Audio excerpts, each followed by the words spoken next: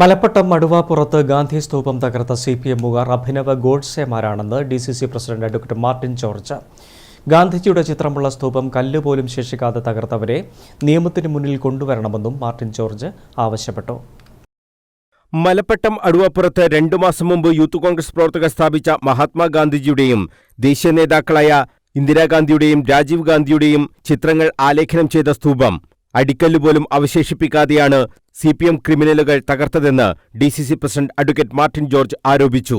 മുമ്പ് പയ്യന്നൂരിലും ഗാന്ധി പ്രതിമ സിപിഎമ്മുകാർ തകർത്തിരുന്നു. രാഷ്ട്രപിതാവിന് നേരെ നിറയൊഴിച്ച ഗോഡ്സെയുടെ പിന്മുറക്കാരായി സിപിഎം മാറുകയാണെന്നും മാർട്ടിൻ ജോർജ് ആരോപിച്ചു.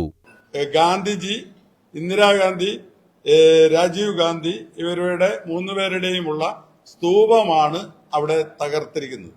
ആ സ്തൂപം തകർക്കുക മാത്രമല്ല, അവിടെ ഒരു കല്ല് പോലും ബാക്കി വെച്ചിട്ടില്ല. അവിടെ മുഴുവൻ ആ സ്തൂപത്തിലെ മുഴുവൻ കല്ലുകളും എല്ലാം എടുത്ത് മാറ്റി. സാധാരണ തകർത്തിട്ട് അവിടെ ഇടാറാണ്. അപ്പൊ ഇത് കണ്ടിട്ട് ആർക്കൊരു പ്രയാസം തോന്നുന്നുണ്ടല്ലോ എന്ന് ഓർത്തിട്ടായിരിക്കും. അല്ലെങ്കിൽ ഈ ഗാന്ധിജീനെ പ്രകീർത്തിച്ചുകൊണ്ടാണല്ലോ ഇപ്പൊ ഗാന്ധി സ്മൃതി യാത്രകള് എന്തൊക്കെയാണ് നടത്തുന്നത്. എന്നിട്ട് ഗാന്ധിജിയുടെ സ്തൂപം തകർക്കുന്നത്. ഇവിടെ നിങ്ങൾക്കറിയാലോ, അന്ന് പയ്യന്നൂർ കോൺഗ്രസ് ഓഫീസില് ഗാന്ധിജിയുടെ നല്ല മനോഹരമായ ഗാന്ധിയുടെ പ്രതിമ അടിച്ച് പൊളിച്ചവിടെ ഇട്ടിരിക്കുകയാണ്. എന്നിട്ട് എന്തിനാണ് ഇവര് ഗാന്ധി സ്മൃതി സന്ധ്യ നടത്തുന്നത്? എന്ത് മര്യാദയാണ്? ഗാന്ധിജിയുടെ സ്തൂപങ്ങൾ തകർക്കുക, എന്നിട്ട് ഗാന്ധി സ്മൃതി സന്ധ്യ യാത്രകൾ നടത്തുക. ഡിവൈഎഫ്ഐക്കാരനൊന്നും ആഗസ്റ്റ് 15 വന്നാൽ അപ്പൊ ഗാന്ധിജിനെ ഓർക്കും.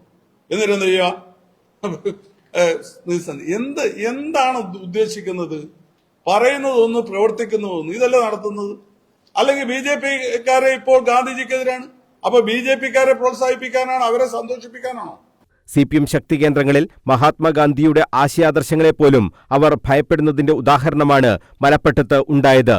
ഗാന്ധി സ്തൂപം സ്വന്തം സ്ഥലത്ത് സ്ഥാപിക്കാൻ മുൻകൈയെടുക്കുകയും പ്രവർത്തനങ്ങൾക്ക് നേതൃത്വം നൽകുകയും ചെയ്ത യൂത്ത് കോൺഗ്രസ് നിയോജക മണ്ഡലം സെക്രട്ടറി സനീഷിന്റെ വീടിന് നേരെയും ആക്രമണമുണ്ടായി. ഇതിനെതിരെ ശക്തമായ പ്രതിഷേധം ഉയർത്തുമെന്നും മാർട്ടിൻ ജോർജ് പറഞ്ഞു. സ്തൂപം തകർത്ത സ്ഥലം മാർട്ടിൻ ജോർജ് സന്ദർശിച്ചു.